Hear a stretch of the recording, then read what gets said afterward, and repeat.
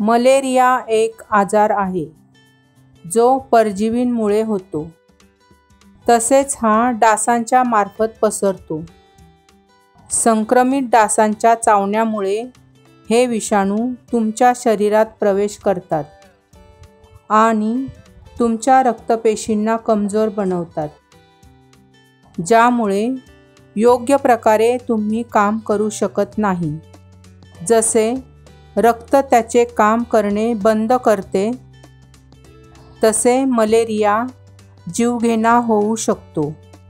जर तुम्हाला ताप, डोकेदुखी, उलटी अशी कोणतीही लक्षणं आढळली तर डॉक्टरांचा सल्ला घेतला पाहिजे.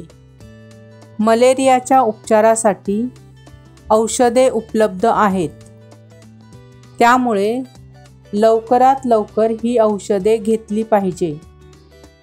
लहान मुले आणि बालकांना मलेरियापासून मृत्यूचा धोका अधिक असतो, कारण त्यांची रोगप्रतिकारक तंत्र या रोगाशी लढण्यासाठी विकसित झालेले नसतात. गर्भवती महिलांना मलेरियामुळे गर्भपात, बाळाचे जन्माच्या वेळी कमी वजन आणि मातेचा मृत्यूही होऊ शकतो.